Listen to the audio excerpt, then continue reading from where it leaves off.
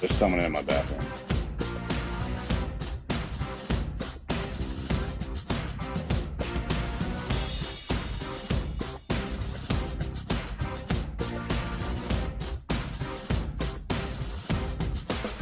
I've got the reach and the teeth of a killing machine, with a need to bleed you when the light goes green. Best believe I'm in the zone to be, from a yin to my yang to Z. Put a grin on my chin when you come to me, cause I'll win, I'm a one of a kind, and I'll bring death to the place you're about to be. Another river of blood running under my feet, forged in a fire lit long ago. Stand next to me, you'll never stand alone. I'm last to leave, but the first to go. Lord, make me dead before you make me whole. I feed on the fear of the devil inside, of the enemy faces in my sight. Aim with a hand, shoot with a mind, kill with a heart like Arctic ice. I am a soldier and I'm marching on. I am a soldier and I'm marching on. I am a warrior, this is my song. I am a warrior and this is my song. I'm basking the glow of the rising war, lay waste to the ground of an enemy shore. Wade through the blood spilled on the floor, and if another one stands, I'll kill some more. Bullet in the breach and a fire in me.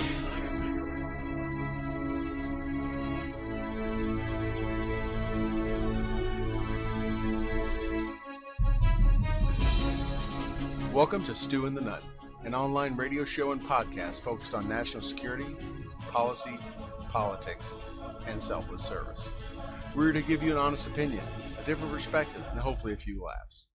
We do this by not only interviewing guests, but also sharing our own perspectives and asking you, the listener, to interact with us on the show chat room, via our Facebook page, and on Twitter.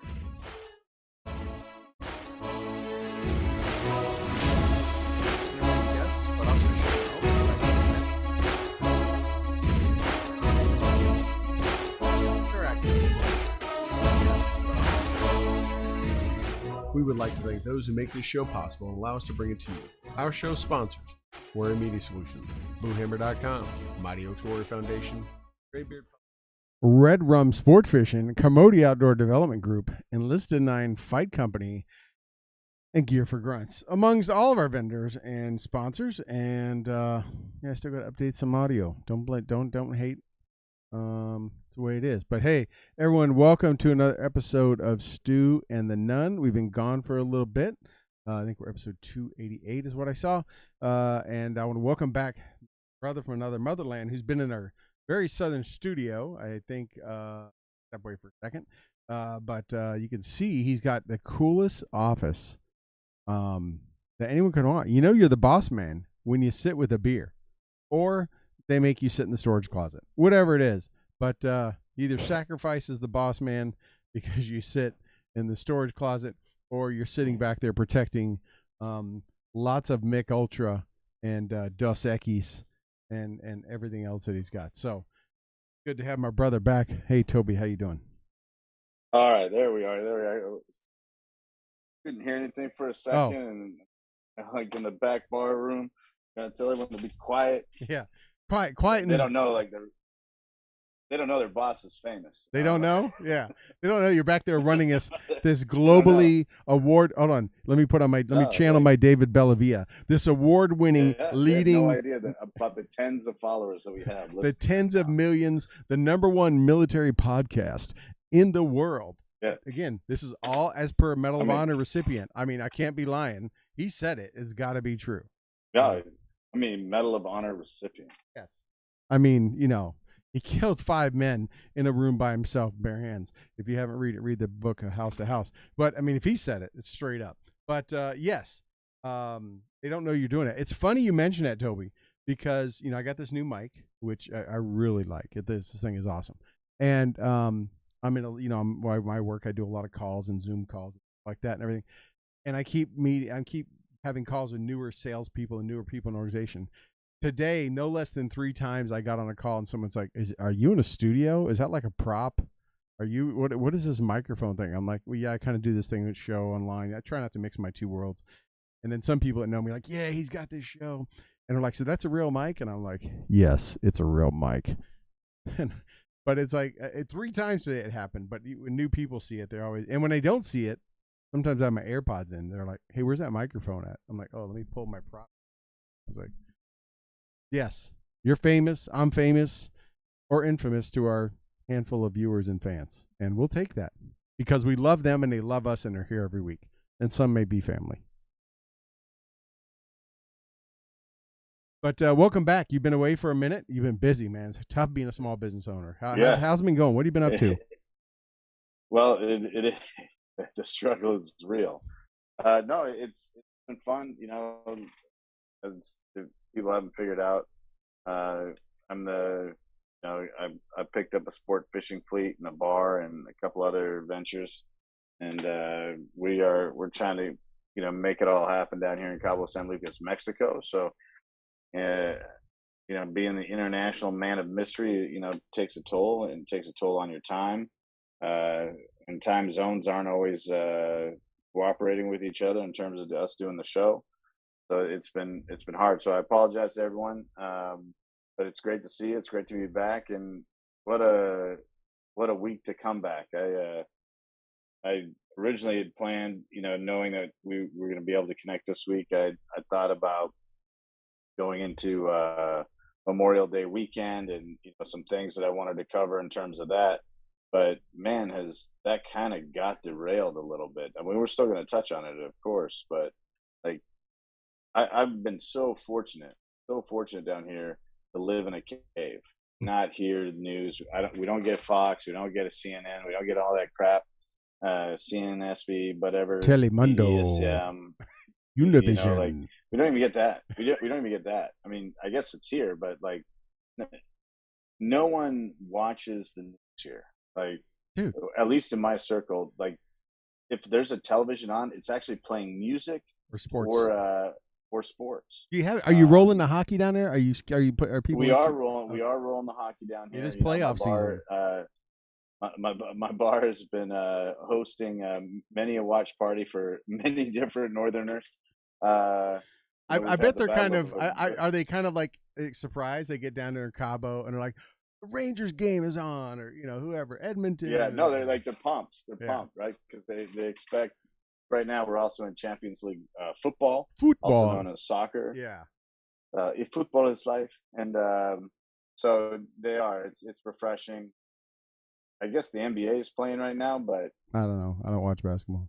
Yeah, like it hasn't been requested. I can tell you that it hasn't been requested. But yeah, so let's jump into it. But I want to spin back to something. I mean, you mentioned it, right? People aren't down there watching TV. No, they're in Cabo. Right, I've seen the videos. Yeah. You've been killing it on Instagram. You're doing video snips. If people aren't following Red Room and stuff on there, you're putting music to it. You're out there putting. Yeah. You just had this awesome. I don't know. Is it a commercial or whatever? You had the folks from Sheepdog Response put together. We did that, dude. Yeah, that was not Bush League like we do. I knew that. That's not Toby's cell phone. That's some straight up real stuff there. No, we Doug got a Sheepdog Response that.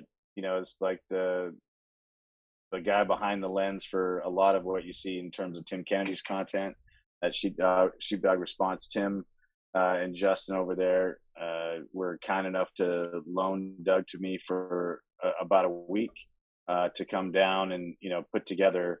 And we're trying to time it right, so that we could get it with the best wildlife and stuff like that. We followed a pod of whales around with a drone, dolphins, marlin, and then, when we were catching them, and it. I'm sure he got some fishing time. Sites and stuff. I'm assuming he got some fishing time. Yeah, we got a couple of days worth, but they're super generous in helping us out with that. And they have a really cool production wing of Sheepdog Response. Doug's an exceptionally talented guy. And that's why you see all this great, footage of Tim and the team and Shane and everybody. But, that's part of what you got to do. You got to tell your story. And, we're really trying to, you and I have always been storytellers. That's how you and I met. We started in terms of the written word. We've moved to the spoken word. We've gone to the videoed, podcast, we just keep growing. And I've always enjoyed storytelling, and the reason you tell stories is to keep a memory alive. And like I tell everyone here, we're not in the fishing business, we're in the good memory business. It just happens to be in the fishing industry, and we're just trying to capture everyone's like best memories and retell them, to them. I see a lot of smiles in the videos and things like that, and yeah, I could see if I came down there, and I'm definitely going to be coming down there. Come on. I'm not going to be going, hey, let's tune into the 5. No, I'll, I'll figure No, that out later, no. right? I'll just step away from that. But that's awesome. Hey, I know it's stressful, there's a lot going on, but yeah, it looks awesome. And I shared that video. I got some friends and coworkers that are heading that way. Like, Awesome. Toby's the guy to go see. So hopefully throw you some business. But hey, yeah, we do got a lot of things to get Well, into. one of the Oh, go ahead. one of the reasons I shared that thought, we actually didn't complete it, was because like I am kind of in a cave down here, and I we don't people don't watch the news, and everyone's here trying to have a good time and forget about the evil, ugly world to the north.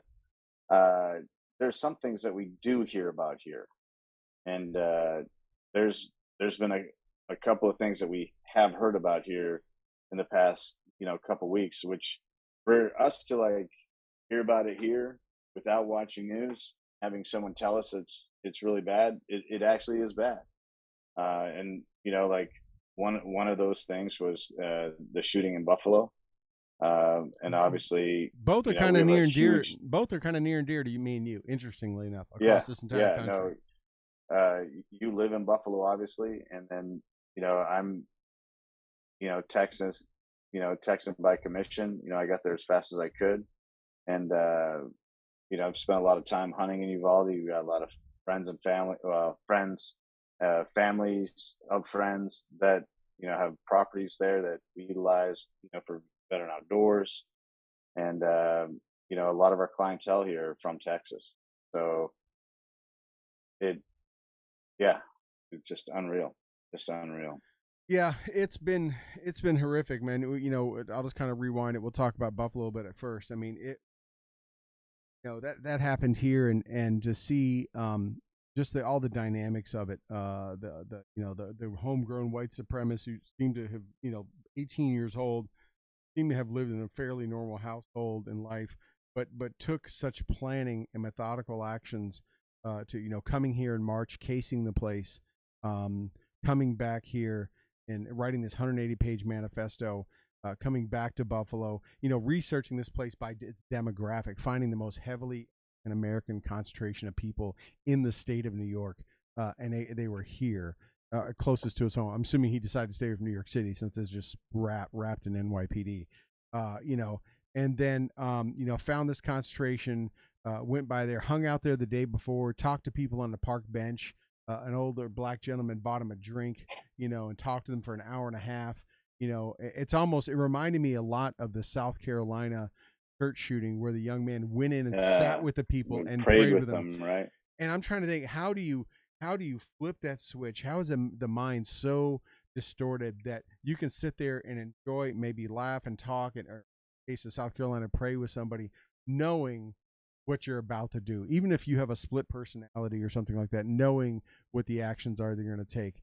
And went back, slept in his car, stayed in the same clothes, got in there, and Kobe, I don't know if you've seen the video or stuff. I've seen it more times than I. Every time is more than I wanted, but I've also studied it because of some of the stuff I do on the side, volunteering outside of my work. I study a lot of those. I studied the shooting at White Settlement, Texas, the church, Sugarland, all those different. And I came away from that just more astounded than that this 18-year-old planned this and did all this and carried through with it, never divulged it, short of what he put up, and no one was really watching what he was saying. But the speed, and this is what I've talked to a number of people, the speed, the efficiency, and the accuracy that guy, when he executed, how he moved and what he did in less than 2 minutes, was scary, because I know, as I'm sure you do, many folks in the Army that spent their entire careers, or a big part of it, that trained those stuff, that would not and could not move, and could do what he did, as what appears to via the footage, to move as quickly and with no hesitation. Or I mean, short of him apologizing to one guy, he never broke stride. That scared me to think, can somebody get that good by watching video games or playing airsoft or watching videos on YouTube or something? Is it possible that somebody just has that ability to move like they have been training for 10 years? I mean, because that's what it came across to me as. So I'm going to agree with some of what you said, and then I'm going to disagree to a very minor extent. Very minor No, go extent. ahead, brother. Um, so yeah, everything you said about the planning, um, the psyche behind it. Uh, I was fascinated by the guy in South Carolina, praying with the church beforehand, and I just kind of, in the end, realized that, you know, that was part of the thrill, right? To like be in the belly of the beast, and know that uh, he was welcomed, and they didn't realize like that added to the pleasure, that added to the excitement, that added, that the hubris of being able to like, they have no idea what's about to go down, Almost like and like take infiltrate, it. almost like to infiltrate Yeah, or no, become. no, that's exactly what it is, right? Like the thrill of it, that's as close as James Bond type stuff, or the Clancy, Rainbow Six type stuff, or whatever it is, Jason Bourne. That's about as good as you can get, right? Where you can sit there the day before and have a conversation with somebody, and like the to have them so at ease with you that they take pity on you to buy you a drink, or to be at so at ease, comforted by your presence that they lift you up in prayer. I mean, like that's part of the thrill, right? Like the selling of it to yourself, and that's and it's a confidence booster, right? We used to, you know, you and I both worked with indigenous forces, and that's part of it, right? Confidence targets. Uh, going to the church group was a dry run. It was a rehearsal. It was a confidence target. Sitting on the park bench, talking to a guy that he knows that he's probably, if he sees the next day, he's absolutely going to shoot. That's a confidence target. It's a builder. It's a booster. And again, like it's that the planning, the sinister, like they have no idea. Um, you know, it also shows how impassioned that they were, that they maintained the discipline uh, of OPSEC, and also the diligence in the planning of it. Where I'm gonna, you know, veer slightly with you, it was impressive, in terms of like the speed and the efficiency at which she did it. But that's a direct result of the planning, and that's a direct result of the rehearsal. He had zero. Uh, every firefight that you and I have been in, every troop in contact, every skirmish, every engagement, whatever you want to call it, has been a two-way. It's never been one-sided. We have never done a hit on anything that wasn't prepared for a hit. A grocery store, we learned this, with the Walmart shooting in El Paso. However, was that 2 years ago, 3 years ago? Yeah.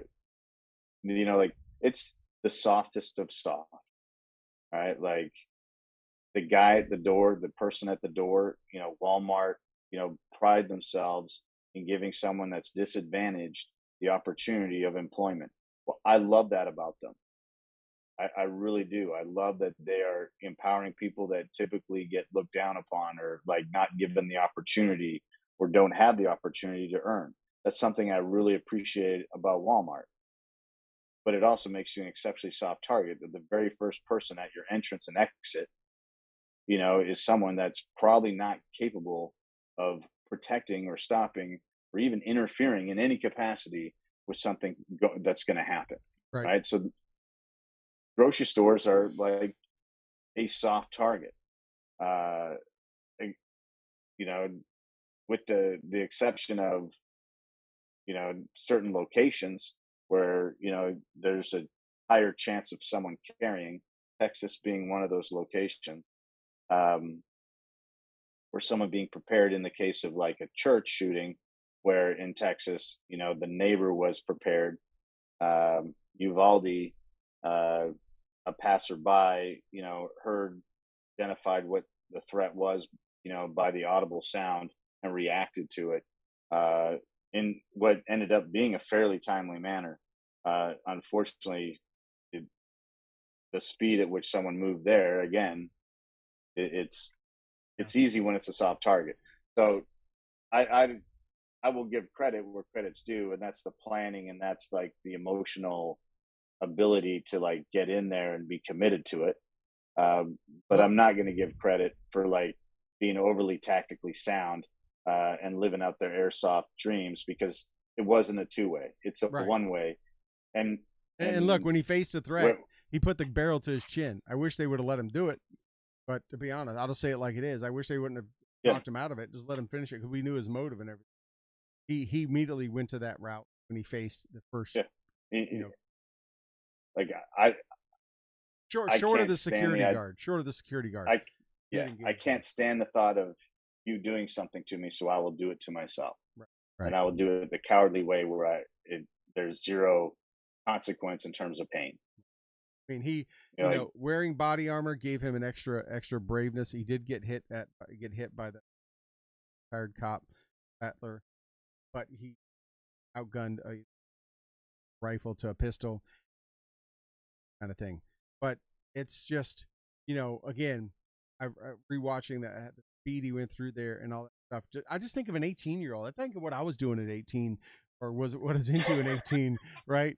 And I just I can't. was I was wrecking cars. I was wrecking cars and my reputation. That's what I Exactly. was doing. I was doing the same thing, but I was about to walk out. I was about to leave, go to basic. So I was about to go to the Fort Benning School of Boys. So I was trying to destroy everything I Yeah. could. But Mhm. no, mom, that really didn't happen. But it just I just think of like how could someone be that way? So I see that, right? And we see what happened in Buffalo to have such hatred for a race or whatever grouping of people it is, to be in there a month before and asking why was there a white woman working there, and that kind of stuff. He had planned in his manifesto to be in there at 4 o'clock on Friday to do it because he had done the research to determine that was the busiest time of the day that store was occupied. And in his manifesto, once he got done, he planned to just drive down the street and shoot at people and try to find another business, maybe a Walmart or somewhere else, and just keep doing it. I mean, the guy just he had two other weapons in his car, and had all that. But to see that, and we see this horror, and it has affected Buffalo terror. Let me tell you, man, this whole city. It's like what's happened in Boston with the bombing. I mean, we see it with these other ones. These cities that aren't used to it. Chicago, there is nothing called Chicago Strong because they deal with that crap all week long and every weekend, right? They're so numb to what happens. Baltimore so numb to what happens. But Boston, Uvalde, Dallas with 5 cops getting shot, Columbine, Aurora, Colorado. They're not used to that, and I can tell you the shooting here rocked this city to the big as it is, as spread out it is. This entire community has come together. I mean, the funeral for the security guard retired cop happened yesterday. Actually happened at my church, where they held it because it was so big. They had to pretty much go to the largest church, and it's because of just the outpouring. The guy was a retired police. There was a huge, obviously, law enforcement and everything else. People came out to pay their respects, and funerals have been happening all week. But to have that, and then you have this one right after, again, an 18-year-old self-afflicted, self-proclaimed white supremacist from 3 hours away, planning and driving and all that stuff his way here. And then an 18-year-old Latino boy in a small town of 16,000 roughly, that maybe had a list by here, a little bit different, possibly cross-dressed or whatever he was into, was bullied, which is usually what we hear, right? They're always bullied and all that kind of stuff. And which, by the way, the Buffalo one, Regents, top of his class, did well in school, like didn't fit the normal kind of loner, bullied kind of persona. But this other guy turned 18 just a couple weeks ago, bought the rifles just a couple weeks ago. Kobe, I'm questioning how the guy. I mean, I guess he worked at Wendy's, but I don't know what Wendy's is paying now.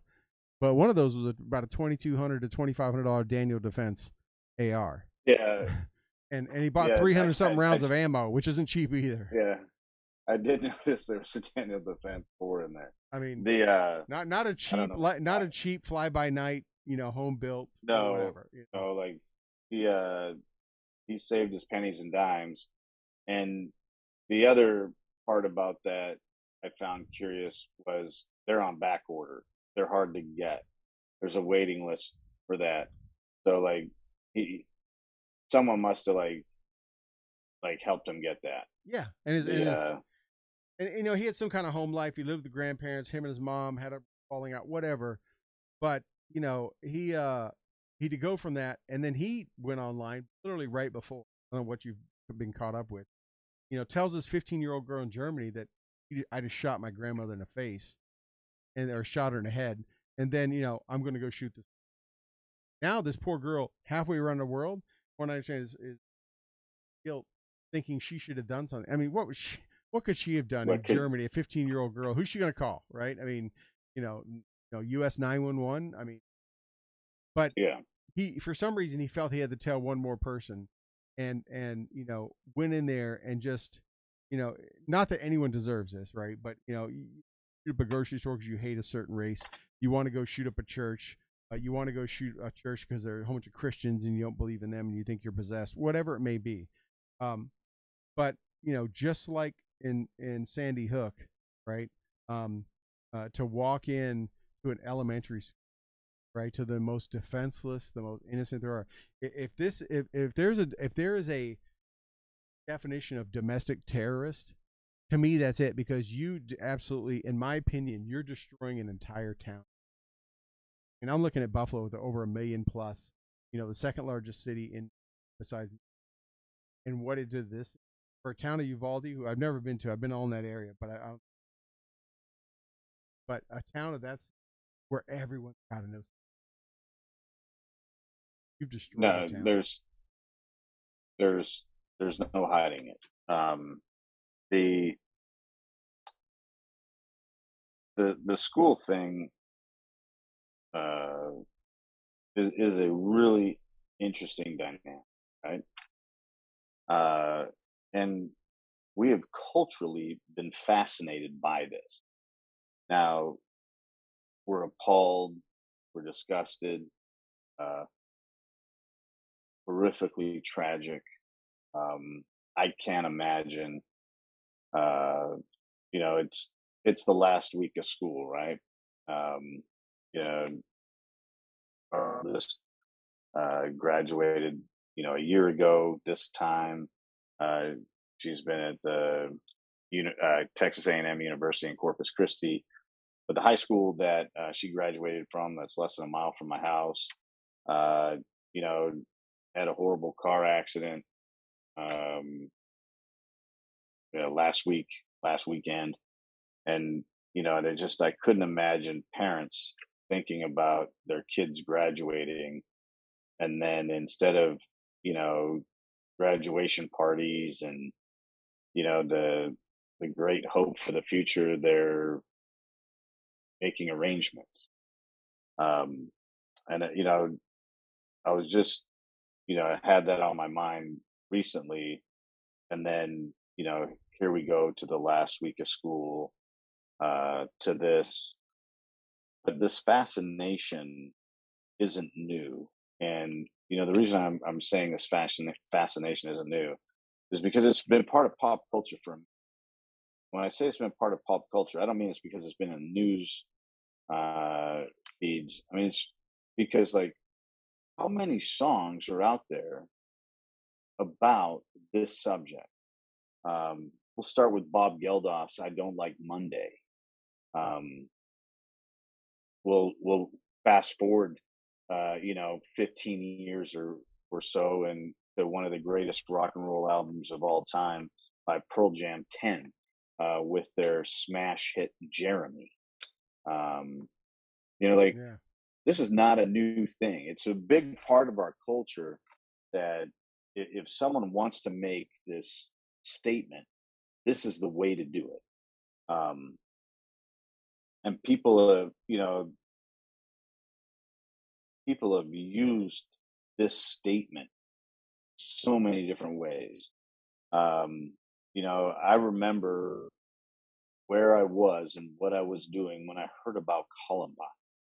And I always remember that because of how impacting it was on me. And I don't want to say in a war zone. Uh, we're S4 over in Bosnia. And, I up on this outpost, Mount Viz in the Tuzla Valley. And I remember hearing about these guys. And then you learn later about the trench coat mafia and all this. Like, we've been fascinated by it. And this happens because it's a soft target and you can make a huge statement. It's a different, it's a different approach. And again, we're not looking at grown adults. We're not looking at things like Charlie Hebdo in Paris, where adults are trying to make a political statement and utilize terrorism by definition. We're talking about mentally undeveloped, immature, or emotionally undeveloped and immature adolescents, most of which I bet it's not going to take long for us to find out what psychotropic drugs they were on, antidepressants and stuff like that. I mean, everyone knows how I feel about that bullshit. Like it's not going to take long, and I think you shared the meme in our little private group. Uh, we protect our banks with guns. We protect our athletes with guns. We protect the president with gun. We protect our Congress with guns. Everything that's of value to us in the world. Everything that's of value to us in the world, we protect with guns. Except the most precious and valuable thing we have on this planet, our children. Yeah. We protect with a sign that says this is a gun-free zone. Let me jump in that real quick if I can. I know you got more, but I want to come in because it was the thing that's on my mind. I heard someone say the other day, yes, all schools are valuable and all, but why does it seem, this one reporter commenter was saying, why does it seem like we're only really putting SROs, resource officers and security resource officers, in the high schools, which they seem to, the focus to me, at least what I see here in New York and other places, it's more about because the older kids are getting in gang fights or fights and drugs and this kind of stuff, but they seem to focus more of the SROs, the law enforcement that are acting in this capacity during schools, in high and middle schools, and we're not doing it in the softest of schools, which are elementary schools. Not saying that a high school, we've already seen it, right? We saw Parkland. We see that high school kids can get shot up and killed just like anybody, right? But Santa Fe. But they stand a little bit better chance, right? Santa Fe, a little bit better chance than, second, third, and fourth grade, right? Should our focus, if we're going to, there's a lot of talk in the last couple of days, as I'm sure you could imagine, maybe you've seen, right? Everyone, it's been about gun control, it's been about this, it's been that. People are saying put an armed officer in every school, put a vet in every school, all that stuff. And some of those places do that. And there are schools that arm their teachers, like there's planes that arm their pilots. But it seems like if you're going to fund an SRO program, resource officer program, maybe your primary focus should be the elementary school. They seem to be the softest of the target. They seem to be the and I don't mean this in a negative way, the weakest of the victims there could be. Your thoughts on that? Okay, so you've touched on a very, very important thing here. The school resource officers are an asset to school security. They're also an asset, and their primary focus isn't to deter a shooting in the school. Their focus is to help, in terms of like providing internal security and be a deterrent for child-on-child violence. Right? A middle schooler, there's some man-childs out there. I don't know if it's been a couple of years since you've coached hockey, but it hasn't been that far. You're not that far removed from coaching middle school hockey. There's some man kids out there, and they can throw some weight. And Little Miss, like 105 pounds, uh, librarian isn't breaking up a fight between, two 150-pound eighth graders that are throwing bombs at each other that, are watching the UFC, Right. so that deterrent isn't needed in elementary school because that 105, Miss Campbell, the librarian, and shout out to Miss Campbell. I remember we had a librarian as a kid named Miss Campbell, and she was itty bitty. Like she can stop a 7-year-old from hurting himself or others. Like, and so it it is it is hard, like to justify that resource, uh, but it also takes a special um, it takes a special person and personality to be an SRO or a school resource officer with little kids. Now, there's I believe there's a higher focus in middle school on school resource officer than in high school. At least where I could be totally wrong, and I'm happy to be corrected on it. Anybody that wants to check that out from my area. And I've typically seen, and my old roommate Chris Lavero, that's been on the show and has been over in Ukraine, that we'll touch on near maybe if we get a chance. But like he was a middle school SRO for years, and like there's a big focus there because that's when the boys are acting out the most. That's Yeah. where like puberty's hitting, the balls are dropping, the testosterone's starting to get in there, and they're like, I want to, I go, and like they're also like starting to beat their chest, and girls all of a sudden got cute, and the so like there's a little bit more of a focus there. The thing about the elementary school that not only makes it a soft target isn't isn't just because uh, the kids can't fight back, is the kids have no idea what's happened. Like a middle school hears a gunshot, it, there's a really good chance that kid draws a correlation, male or female, between the noise and where it came from, meaning a gun. um, a 7-year-old hears a loud bang is not going to correlate Right. the sound of that to danger. um, isn't going to run, is going to be fascinated. And for them to like seek cover, they're going to have to be led. And who do they look up to? Their teacher. For And so most, you take it. yeah, for most, but there were some cases in this one incident. Stories are coming out. Some of these kids were a little sharper than I.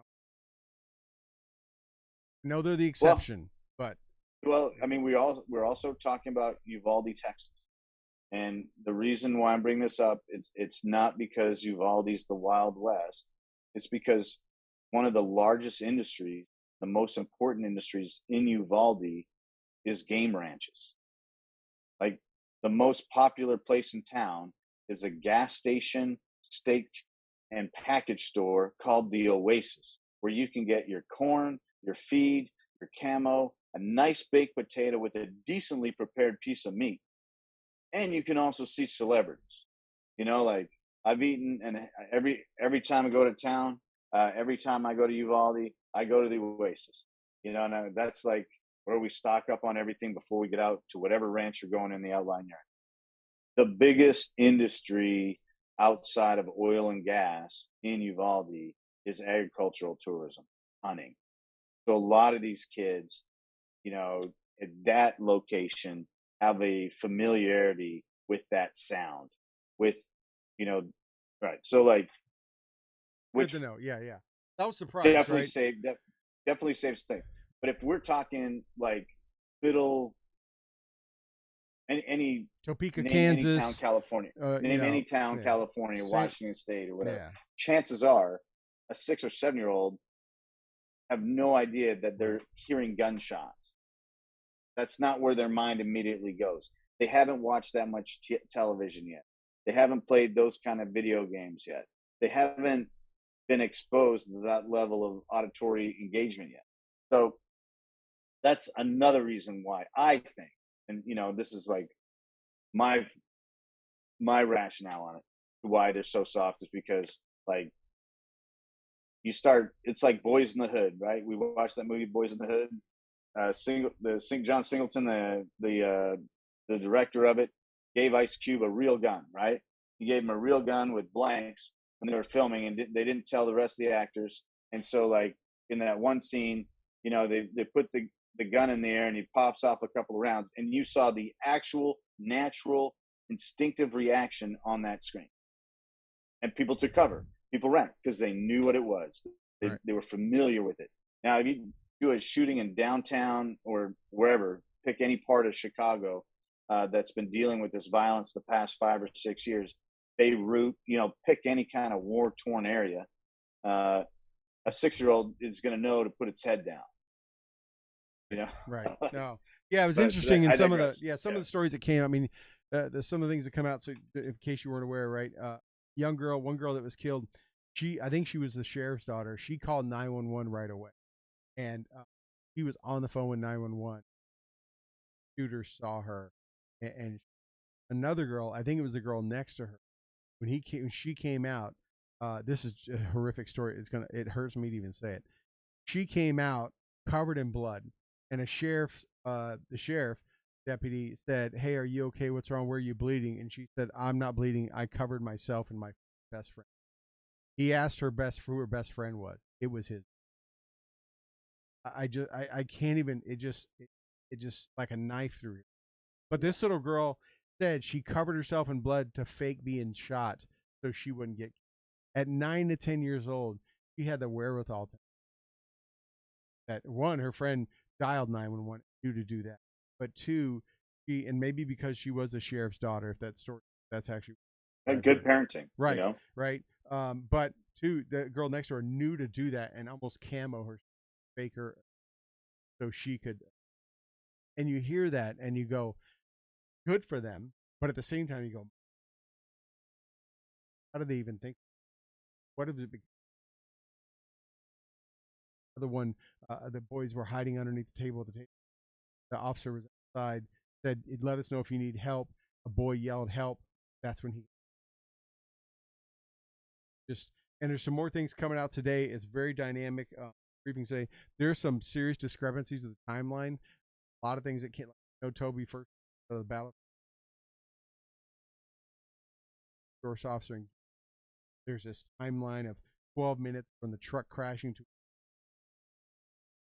There's also a timeline and now video out, approximately 40 minutes. Just all these things, but it was a dynamically chaotic situation come out, but obviously sniff around has come out. We'll see what happens. Guy was, and a lot of people can Monday morning quarterback, and they are right. People are saying, why didn't they go through the window? Why didn't they do this? Why you can why your ass off until you've been in there, and or until you start having cracking over your. Because we do it ourselves, right? In combat, we come out, we do an air, we're like, why did I run behind this obstacle? Why did I run behind that cover? That sucked. How did I not get shot? You just. Anyways, I'll pause. No, I do my best to reserve judgment in any of these, and yeah, the story always comes out, and yeah, there's criticisms to be made, but the criticisms should be applied. Um,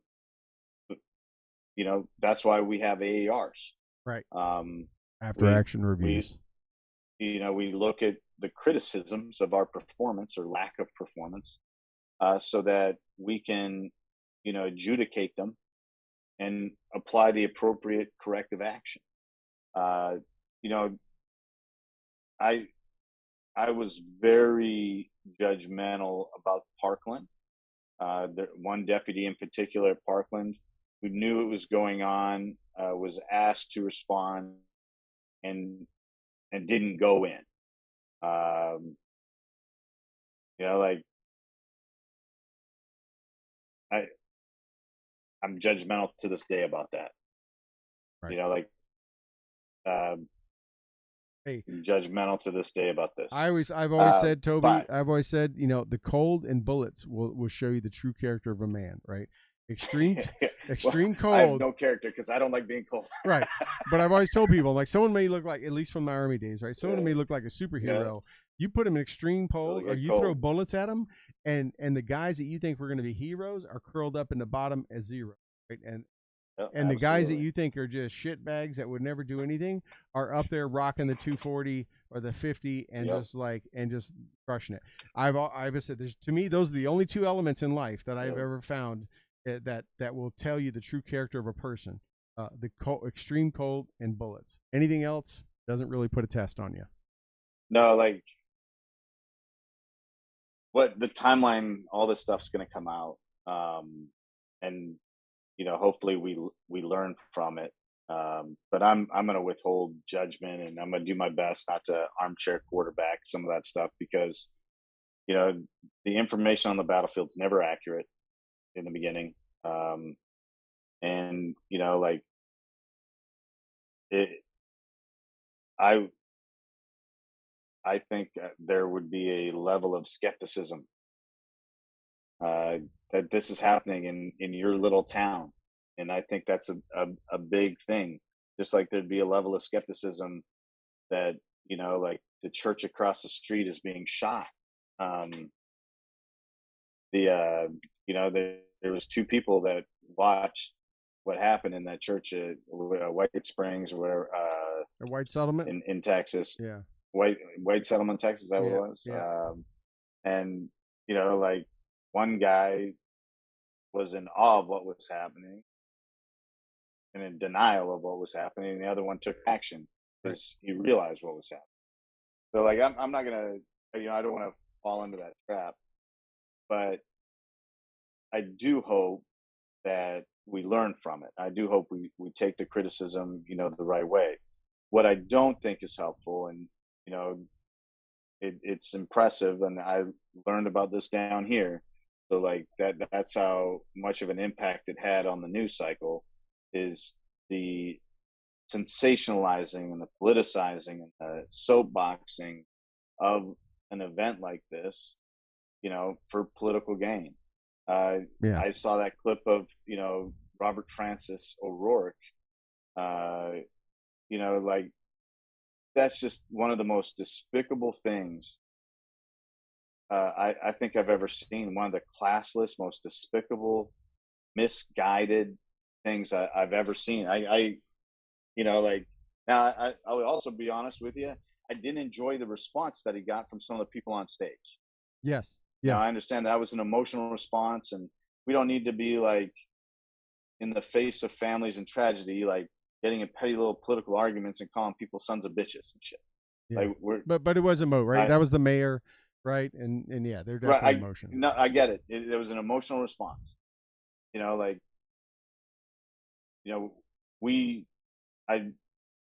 I'm not always in agreement with everything that happens with every administration.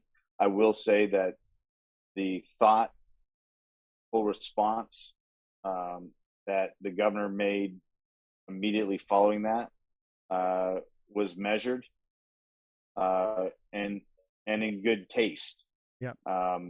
Because I think I probably would have reacted emotionally. Are you kidding me right now?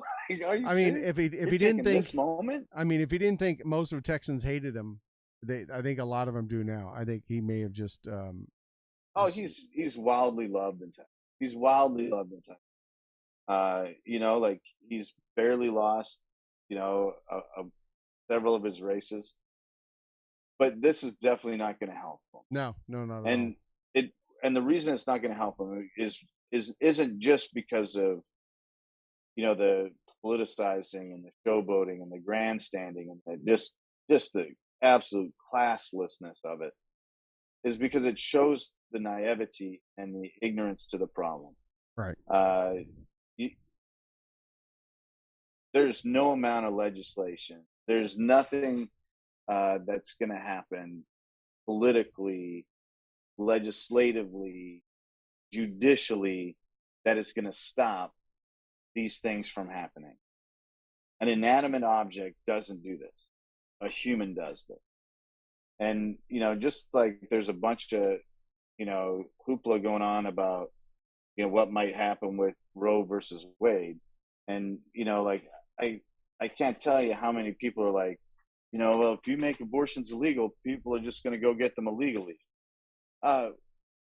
What's the difference between an abortion and a gun? Yep. Absolutely. I mean, like, I hate to break it down to such elementary standards, but well, it happens already, right? Criminals are banned from buying guns. They get them illegally, right? It happens today. Yeah, like the vast majority of these guns used in these shootings are illegal. So like that kind of rhetoric isn't what's going to help the situation. Like No. we really need to have like a mature, realistic, and rational conversation about how do we protect our most precious resource. We need to harden our schools. Right.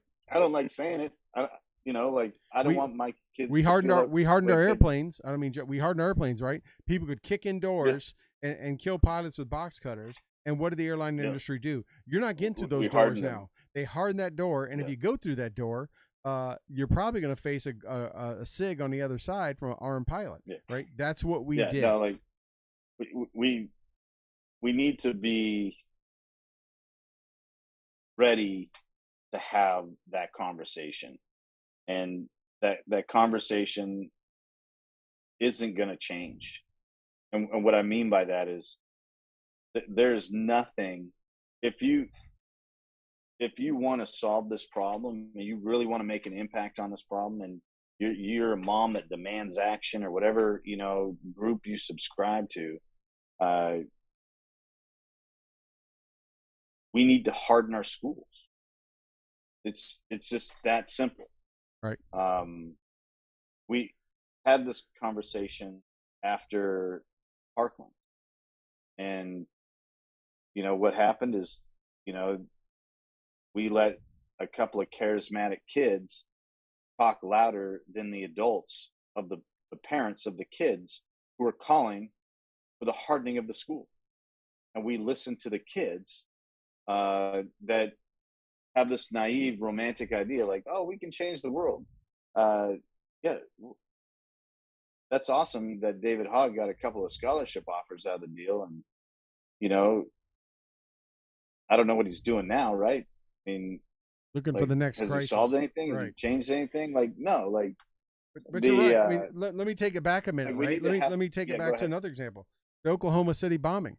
You can't get anywhere near federal building now. In fact, the daycares aren't even in the federal buildings anymore. They're in a different location. You can't pull up.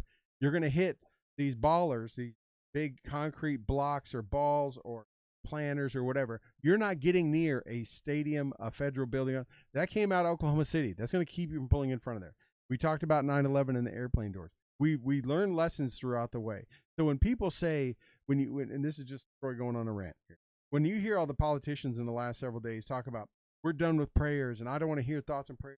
When are you going to do actions? And the president himself saying, when is Congress going to stand up and do this and ban guns and stuff? They're all saying the prep words are all the same ones that we've done for the others. And the fact that when are we going to do something about this? The difference is in those other cases where terrorists, domestic or foreign, have attacked us, we have learned from that and applied a risk mitigation factor to it that has helped hopefully prevent that from happening in the future. Banning guns or doing whatever and all this other stuff they're going after is not doing that, right? Because if they were following the footprint of everything else, the recipe of every book they've done with everything else, it would be, harden schools and do something to find people with mental issues or make it easier to report or invest or actually follow up. Maybe in the case of Buffalo, when the guy threatens to shoot up his graduation and then you interview him and they don't tell the local PD, they don't even tell anyone, then just say you need to go get counseling. So if they want to really do something, right, it's not to run after the guns as fast as you can, which is what the president led the Democratic Party to do. It's addressed the problem or the vulnerability, which is what we've seen done in every other case where we've suffered a loss of life and we realize, shit, if we did this, we could maybe prevent that from happening in the future. Taking away guns is not that answer, like it has been with everything No. else. So we're not taking away guns. And that's the harsh reality. Pandora's box has been opened. You and I have talked about this in the past. Guns aren't going anywhere. The only place they might go if you change some legislation is from legal hands to illegal hands. Yep. From responsible hands to irresponsible hands. The naivety, ignorance, and the hubris of saying that we can have this conversation to change and ban guns, like, it doesn't work. I don't know. Let's look at Australia and New Zealand. Australia's got. There's no way to drive in Australia. Australia gets rid of guns, and a guy somehow comes up with guns, goes to a neighboring country, and kills a bunch of people. I live in Mexico. There's one gun store in Mexico. One gun store in the entire country. That store must be busy. Happens to be in the largest city in the world. No, it's barely. You can't get a gun because the citizenry are unarmed, and when the citizenry are unarmed, they can't protect themselves against what? Oh, that's right, tyrannical people, be it the actual government or be it the cartel. Because guess who does have guns? Government and the cartels. So, like, guns aren't going anywhere in the United States. No matter what happens, guns aren't going anywhere in the United States. And it is time that we start having responsible conversations about what to do. And like you said, like, we hardened these other targets, airplanes, federal infrastructure, and wow, like, they're not getting attacked as much. There's not as many hijackings as there were in the 70s, 80s, and 90s, and the early 2000s, because we've hardened those targets. We hardened them so much the guys tried putting, bombs in their shoes and in their underwear, and got caught. Can't even do that right. But one of the things that will positively happen when we harden schools is kids are going to behave better. And adults are going to witness bad behavior more often because they're going to be there and they're going to be paying attention. And they're going to see the bullying, and they're going to see some of these issues that lead to these chronic problems and the circle of violence that happens because, like, kids get bullied, they bully back, they get bullied back again, they freak out, they escalate, and they're like, well, you know what? I'm going to go kill a bunch of people. We would know more about, Columbine if we paid more attention to kids like those two guys at Columbine, the trench coat mafia. Like, if you have a guy writing a manifesto, you should probably pay attention to him. Yep. Just because if you find a teenager that has time on his hands to write 1,800 freaking pages, or 180 pages, what was it, 180 pages? Yep. Dude, there's probably 10 million teachers in America right now going like, this dude wrote 180 pages. I can't get a 3-page book report on a cool book. And I allow them to double space it and put 1-inch margins. Yeah. If you have someone that's got time enough to Ted Kaczynski their way, like, to a manifesto, you should probably pay attention to him. You got a kid. Where does that come back to, man? Where does that come back to? It comes back to the house, right? Being involved with your kids, knowing what they're doing. Absolutely. And like, you have a kid that's suffering, and like, you see them changing their appearance and doing these different things. Like, there's a reason for it. It's not just because of pop culture. Like, it's not just because of pop culture. Yeah. People turn dark because dark things happen, or dark thoughts are present. But I digress. No, I want to turn to our chat room real quick. There were a couple comments I wanted to hit on back in there. One, back to Janie, cousin of mine, lives out in Vegas, and she talked about the Vegas shooting. They're still rocked to the core, and I can get it. I mean, that's absolutely horrific. The iHeartRadio shooting, still to this day, no motive. Right? No answer, no anything. And again, and an example where you saw a lot of law enforcement get there as quick as they could.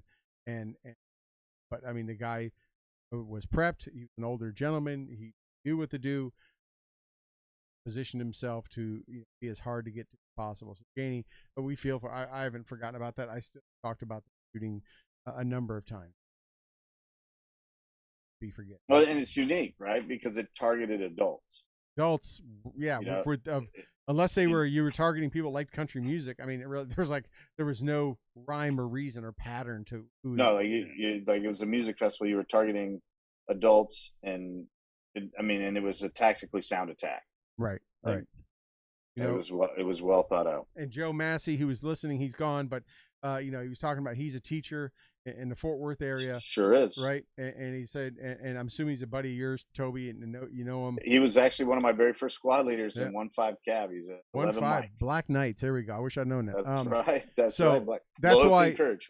that's why he's saying he always reminds fellow No, teachers and students, right, to be aware. He's trying to teach them situational awareness, right? That's Amen. awesome. That's the kind of stuff we need to do. Also, big shout out to Boston Maggie. Haven't seen her on here for a while, and love us some Boston. Is she in Maggie. there? Yeah, she's in there. My internet's so weak that I can only have this going. I can't look at anything else, or else all you'd see is this. Yeah. So, and Aaron, Aaron talked about those moments that times kind of stand still. He asked me, yeah, I mean, I can tell you, and everyone I know that's been in combat or been under fire, I call them time stands when milliseconds seem like seconds and seconds seem like minutes. And when it's all said and done, you felt like you were in a 10-minute firefight and it was about 90 seconds worth. So I'm right with you there. Adrenaline is the most powerful drug in the world, and it's produced by the human body. It does that to our mind. Slow time. So just a couple of comments in there. I was watching. Of course, my mom saying, "Put God back in school, God back in school, but God back in the home too, and parents back in the home." Toby, there's been talk over the last couple. Some of this a direct reflection. Kids being quarantined and not being sheltered at home and not being in social circles and being in school. I don't think anyone can say it absolutely can or isn't or is, but I think that's very viable. Kids being distanced from friends and not developing personal relationships, becoming disconnected from other and humans. It could be. I don't know, but it's definitely something to think about. That it's gonna give us a. That's definitely a major role here, right? That's definitely a major role. But another thing that you kind of touched on, and we don't have really time to dive into it, but we're talking about parents in the home, but we have a culture that's rejecting, masculinity. Yeah. Like if you do anything that like appears to be masculine, well, it's considered toxic. And I got to tell you, the kids with dads in the home seem to be faring a lot more than the kids without dads in the home, statistically. I was raised by a single dad, so like obviously I'm a little bit biased, but the like we can't just keep telling everybody that being a stand-up guy is a bad thing. Right. They're teach morality, and part of morality is like getting down to our roots and looking at our basic roles as human beings. And one of the roles of a guy is to be productive and to put into society. Whether you want to use the term provider, whether you want to use like whatever like term you want to use, like we got to stop telling people like to not participate productively in society and instill can't be like and believe and live by your morals and values and beliefs and try to instill those on your kids, right? Establish a baseline for a foundation for them. They're going to make their own decisions that you and I both know. So I always say 15-year-old is the time when kids start to go their way, right? But you hopefully have embarked on them as much as you can, and they make those right decisions. But after that, you're not really telling them a lot. Just hope. And if it's okay to lash out and it's okay to be all the things that kids can be nowadays, then it's okay to be the old school thing too. Yep. Yeah. You know, if it's acceptable to, you know, like all the opportunities or options that kids can be these days, well then just being a dude or being a chick is an option too. Yeah. And But that's I'm your, gonna I'm gonna step back from that that conversation. Gotcha. It's all right. We got a couple more things. We went long, I know. Janie asked about the Dads in Schools program. I recently read about that not too long ago. I love Huge in Texas. Yeah. Huge in Texas. That kind of goes right along with what you were just talking about. Monitoring and yeah, great program in Central Texas. I believe it's called Watchdogs, and the dog stands for Dads on Grounds. You know, where the dads, not just moms in the classroom, but dads are on the grounds and dads are in the halls, and like, hey, you know what? Kids act better. Yeah. Yeah. When they hear that bass, that hey, yeah, it's like, yeah. Kids act better. Big fan of it. Big fan of dads. So schools. A couple of things I want to get into because we are winding down. It is going into this Memorial Day weekend. You know, they just came out the Defense Department or what committee they had came out together. I don't know if you heard, Toby, proposing some name change. Talked about it a year ago. Apparently, in my 22 years as in my upbringing till 18 years old, and then my 22 years in the Army, and still involved today, until they even said anything a year ago, I had no idea that many of the bases I served on or trained on were dedications, historical figures who served in the Confederate Army or whatever back in the day when there was a different context and time. And I can tell you that none of the people I served with, color, heritage, or whatever, ever got mad because they were stationed at Bragg or Benning because of the name of the base. They didn't like it because of the base or the hood, right? They didn't like it because of the base. Gordon. I served with many a black guy in my basic and AIT and airborne school and all stuff at Benning. None of them were like, I can't believe I'm at this racist base. Nobody knew where the names came from. No one cared where the names came from. But this woke social experiment of a leadership or a military, they brought it in front of everyone, made everyone aware, gave some people a reason or cause to be upset, and now they're going to change them. Not all the names are bad, but I'm wondering what your thoughts are on some of these. That is this necessary? Is it going to help or hurt? And are there any names that you? Yeah, well, I didn't know who Benning was. But I tell you, I'm proud as hell to know that I went to Fort Benning, Georgia. Not because of the legacy of some dude named Benning, but because of the legacy of, like, that's the home of the infantry. And I know what I endured. And, you know, like, I tell you, you know, there were guys that went to Harmony Church. There were guys that went to Sand Hill. You know, like, and there's a huge source of pride in that.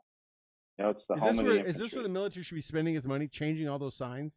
Like, no, and that's where I'm about. That this is like you're effectively wasting, and I like, I'm not like exaggerating the number, okay?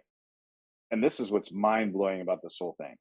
When it's all said and done, they're going to have spent over $1 billion. Okay, with a B. With a B. Yes. With a B. When this is all said and done, they're going to have spent over $1 billion in an effort to never offend somebody that was never offended. Now, we just spent 45 minutes to an hour talking about our most precious thing. And man, imagine how far $1 billion would go to, like, the installations of our children. You know, but let me tell you we're just wasting money to waste money. But apparently we have it. I mean, this current administration seems to have an understanding of money that the rest of the world and history do not grasp, because I don't understand where all this money comes from. I took this economics class and I took these other classes, but everything I've been taught and everything I understand as a business owner, it doesn't make any sense because apparently it's just money. I mean, it's just money, Yeah. like Well, the billions of it, so much that we can just rename things that don't need to be renamed. right, right. You know, there's a device out there called a bolo stick. I know where they're being used in my area, and a bolo stick is it costs a Yeah, few dollars, right? It's a steel yeah, rod that you mount and it goes into the floor. They could put probably one of those in every school and every door. It's a steel rod that when you drop it that pin in, that door is not getting opened, right? It sinks into the floor. It's about this big. You can Google them. You can find the site. They yeah, cost pennies, yeah, right? You could take $1 billion and put one of those yeah, in every school and every door, and another yeah, effort to protect our kids. You're right. But yeah, they're going to rename these yeah. bases. Look, it's always going to be back to brag. Back to Liberty doesn't sound like it's back to brag, right? That's but they're going to rename it to Fort Liberty, Camp Liberty, or whatever it is. You know, Eisenhower naming, I think it's Fort Gordon. I think it's a Eisenhower. Okay, it's cool. Eisenhower's a great general leader. I got it, right? But Yeah. again, President. right, president. Why not just name a new place after? I go back, name all these. I mean, Hood, back to the Hood, right? Yeah, Yeah, the best part about it, as soon as I read Eisenhower, um, uh, all right, so I have to laugh because I I believe the ultimate troll is coming. The like Eisenhower, former president, military leader, uh, was popular with about half the force. Right? Half the force liked Eisenhower. Half of America liked Eisenhower. Half the force liked this guy named Patton. Um, and those guys had conflicting views, so conflicting that their statues at West Point are in opposition to each other. yes, Right? Like the families of these guys are like, there's like, if you ever get the opportunity to go to West Point, the people listening, I know Troy's been there many times, but like one of the things that fascinated me when I got the opportunity to visit West Point is like, the Patton Eisenhower like feud is like alive and well, right? yep, So like Eisenhower becomes president. So like it's okay to name like something after a former president because presidents are good, especially presidents during wartime presidents. And I feel the ultimate troll coming because like there's going to be a Camp Trump somewhere. You know what I mean? Like, they yeah, just open the door. They just open the door for the ultimate troll. yeah, They just open the door for the ultimate troll because absolutely, half the force liked them, right. half the force didn't. You know, Half the I like, force. Fort Benning. Rob put the names up in the chat. Fort Benning, named after Colonel Hal Moore. Awesome. I mean, you picked a great. Yeah, Great dude. lieutenant general at his time of Yeah, retirement. they're saying it's named after him and his wife, right? Because she was so Yeah, involved in instrumental in casualty assistance. right, right. She So created what we now know as the casualty notification and assistance program. right, exactly, which is awesome. But it's still Fort Yeah, Benning, and again, respect. it's That's respect. right. You That's know, respect. it's not. I mean, all these names, all the other people, I don't know them, Barfoot and all these other ones. I haven't. I heard it, but I haven't researched. That sounds a little racist. Yeah. I mean, But again, it's just a waste of money. I mean, build a new base and name it after them. And who was a Pat, saying that they should change the home of the infantry after a stripper. I mean, I don't know. There's so many to pick from. But I'm going to Fort Dusty. But I guess you could say Fort Sill's named after. Everyone calls it Fort Dusty. But anyways, it just seems like it's just like all the uniform stuff. We're changing this uniform. We're doing this. We're doing that. And it seemed like the military was really focused on the wrong thing to spend our precious dollars on, especially in these times when the dollar means so much. To where said, trying to not change name. Reading the chat, it's cracking me up. I'm trying not to change the name, offend someone that has never been offended and never would have been offended. But no, like that's it. But there's just money. There's right, just this money. right. We can spend it. So this is Memorial Day weekend. I know we got to get going here, but I want to just recognize this is a weekend.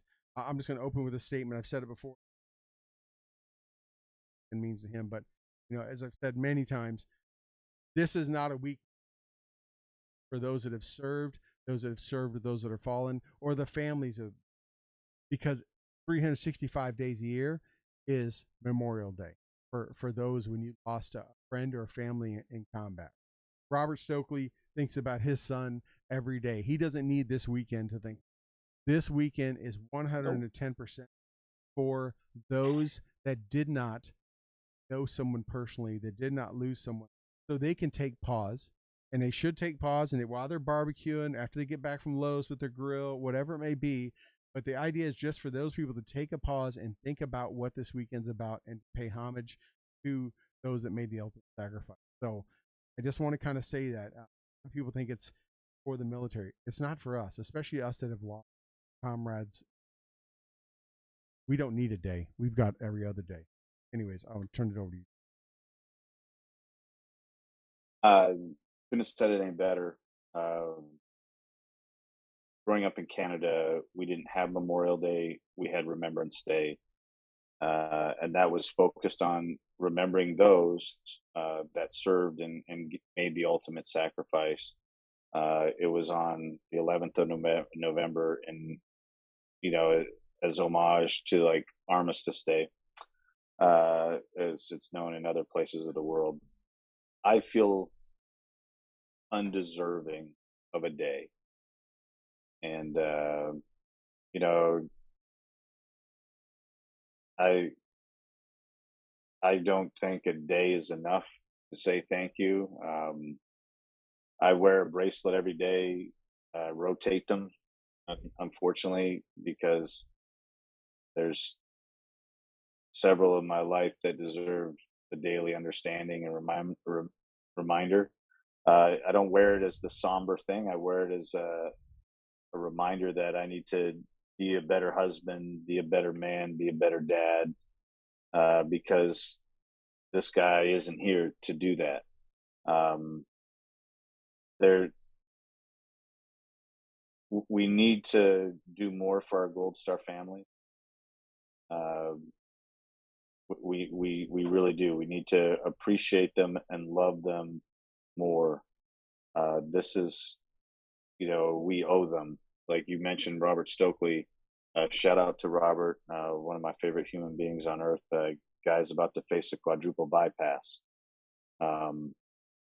The like we need to do more for those that gave their life for what we enjoy, for us to say the things that we say. Um, I, I know there's that, you enjoy speaking English, you enjoy all this stuff, like thank a veteran. No, like don't thank a veteran. Thank a soldier, thank a Marine, thank a sailor, thank an airman that gave their life.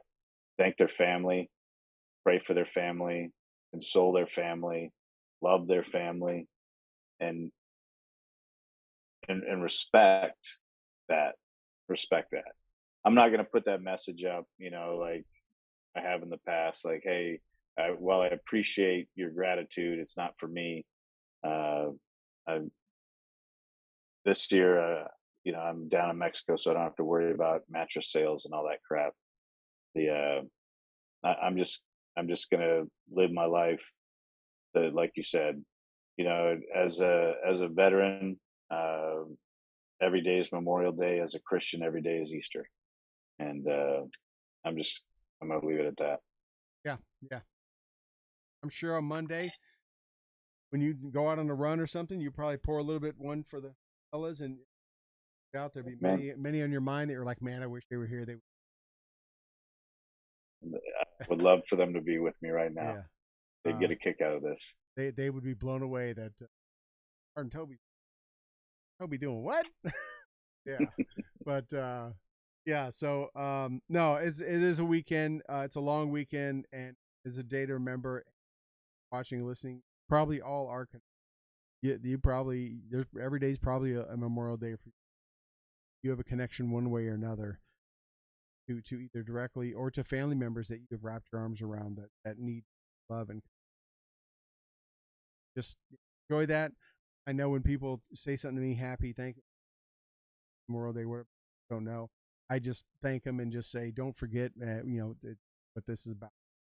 I just hope take a moment, if it's 20 seconds before you eat that right, just raise one up or whatever it is, and just people in your circle, make them all pause and think about it. Because the reality is we move so fast. and we got so much going on, and there's data's and information's coming at us, and got news and shooting going on all over, and monkeypoxes and everything going on, that that people just don't even pause and realize, oh yeah, that's what I do. I just tell people, just give them some tribute. So with that, we went long, an hour and a half, man. That time flew by. That's what happens when we've been away from each other, brother. But Yeah. I want to thank everyone for tuning in. Again, thank all of our sponsors, Commodity, Enlisted 95 Company, Red Rum, of course, Gear for Grunts, BooHammer.com. And thank everyone for tuning in, letting us on your screens and in your ears. We got some great guests. Really good guests working on right now, and some today. Talking to you guys every week and sharing some. Send us ideas, and stay tuned. So, love each other, love your neighbor. Take a moment on Monday and continue to pray for those poor families, both in Buffalo and Uvalde, and everywhere else that are just losing people, like many in Chicago and other places that just don't even get the recognition, that are suffering and feel the same hurt and pain when they lose a loved prematurely. For that, we'll tell everyone good night. Toby, good night, brother. Wish you all well.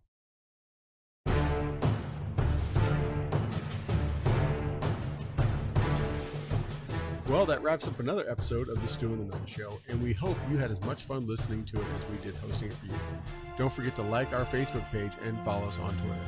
You can find all these links at stewandthenunn.com. We will talk to you again next Thursday at 8 p.m. Eastern, 7 p.m. Central. Also, we'd like to thank our sponsors, Commodity Outdoors, Veteran Outdoors, Enlisted 9 Fight Company, Warrior Media Solutions, and BooHammer.com. Thank you again, and have a good night.